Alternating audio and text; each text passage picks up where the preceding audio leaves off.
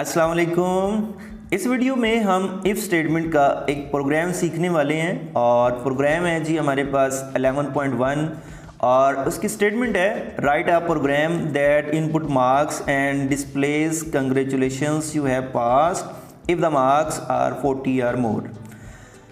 जब भी आप प्रोग्राम की स्टेटमेंट को पढ़ें, जो प्रोग्राम आप बनाने जा रहे हैं, तो उससे आपको दो चीज़ों का मेन पता चल जाना चाहिए कि हम अपने प्रोग्राम के अंदर कितने वेरिएबल बनाने वाले हैं और प्रोग्राम के अंदर लॉजिक मतलब कंडीशन कौन सी और कैसे इम्प्लीमेंट करने वाले हैं।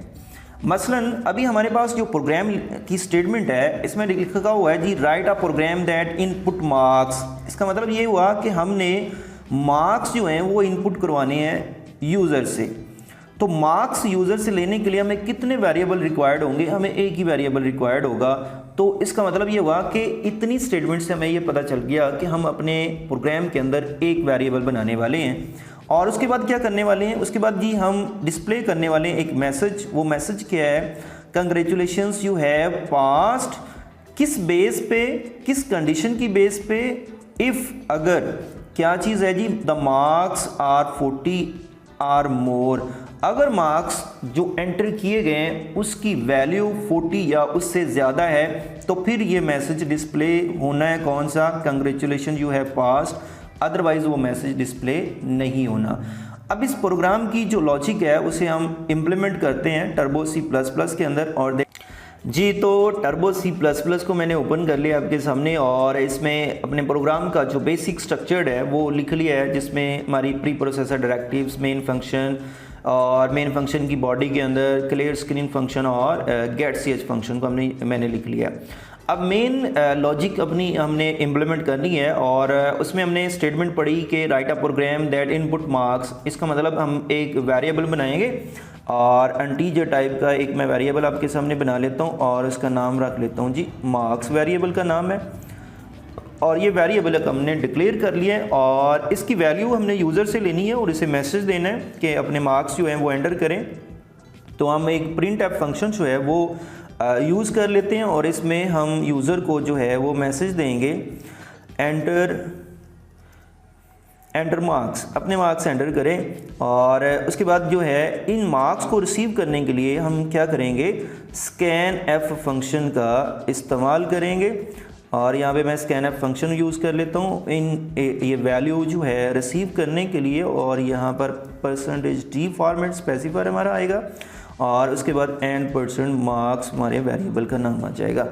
तो ये देखिए जी, इतना हमने कोड कर लिया write a program that input marks के एक प्रोग्राम के अंदर स्टेटमेंट के हमने एक वेरिएबल डिक्लेयर किया। इसका नाम कुछ भी रख लें, हमने मार्क्स वेरिएबल का नाम रख लिया है और फिर यूज़र को एक मैसेज दिया कि अपने मार्क्स एंटर करें और वो हमने स्कैन ऐप से रिसीव कर लिए। अगर इतना प्रोग्राम मैं आपके सामने चलाऊं तो यहाँ पे देखें तो हमारे सामने जो है वो कह रहा है जी एंटर मार्क्स और यहाँ पे मैं 44 एंटर कर देता हूँ। 44 टाइप करने के बाद जैसे मैं एंटर की प्रेस कर रहा हूँ और यहाँ पर कुछ भी डिस्प्ले नहीं हो रहा। हमने एक मैसेज डिस्प्ले करवाना है तो वो मैसेज जो है वो मैं यहाँ पर लिख लेता हूँ। मैसेज ये हमने डिस्प्ले करवाना है, प्रिंट ऐप की मदद से हम मैसेज डिस्प्ले करवाने वाले हैं। ओके जी, तो हमने मैसेज जो डिस्प्ले करवाना है वो मैंने आपके सामने लिख लिया है, कंग्रेचुलेशंस यू हैव पास्ड। ये मैसेज हमने डिस्प्ले करवाना है, लेकिन एक कंडीशन की बेस पे। कंडीशन क्या है कि अगर मार्क्स जो एंटर किए जाएं उसकी वैल्यू 40 या उससे ज़्यादा हो तो फिर ये डिस्प्ले हो, अदरवाइज़ ये डिस्प्ले ना हो। तो फिर सिंपल हमने क्या करना है जी, यहाँ पर कंपैरिजन करना है। किसका कंपैरिजन करना है? मार्क्स का। किसके साथ? ग्रेटर देन हो या इक्वल टू हो किसके? 40 के। ये हमने कंपैरिजन करना है कि मार्क्स की वैल्यू अगर 40 या उससे ज़्यादा है फिर नीचे वाली स्टेटमेंट चले। तो हमें इफ़ के सिंटैक्स का पता है कि हम यहाँ पर अब ये कंडीशन जो है हमारा कंपैरिजन हो रहा है और कंपैरिजन के बाद हमें पता है हमारा जो आंसर आता है वो ट्रू में या फॉल्स में आएगा। और ये हमारी असल में एक कंडीशन है और ये कंडीशन हम इफ़ स्टेटमेंट की मदद से लगा रहे हैं। तो यहाँ पर देखें हमारी ये कंडीशन बन गई, इफ़ अगर क्या मार्क्स की वैल्यू बड़ी या बराबर हो किसके 40 के, तो फिर नीचे वाली स्टेटमेंट चले। क्योंकि नीचे वाली स्टेटमेंट तब चलती है इफ़ के नीचे जो लिखी होती है जब हमारी कंडीशन क्या हो, ट्रू हो। अगर हमारी कंडीशन ट्रू ना हुई, 40 या 40 से ज़्यादा मार्क्स ना हुए, तो फिर ये नीचे वाली स्टेटमेंट नहीं चलेगी। अब इस प्रोग्राम को रन करके देखते हैं। मैं आपके सामने यहाँ पर लिखता हूँ जी 66 मार्क्स एंटर किए मैंने, और जैसे ही एंटर प्रेस किया तो देखें लिखा आ रहा है congratulations you have passed. Okay, अब दोबारा इसी प्रोग्राम को मैं एग्जीक्यूट करता हूँ और अब मैं मार्क्स एंटर करता हूँ जी 34। और अब मार्क्स एंटर करने के बाद जैसे मैं एंटर की प्रेस करता हूँ तो यहाँ पर देखें कुछ भी प्रिंट नहीं हो रहा। इसका मतलब हमारी जो हमारी इम्प्लीमेंटेशन थी वो हमने कर ली, कंडीशन की बेस पे एक मैसेज जो है वो डिस्प्ले करवा लिया। तो ये सिंपल सा एक इफ स्टेटमेंट का प्रोग्राम था। होपफुली आपको समझ आई होगी। थैंक यू, अल्लाह हाफिज़।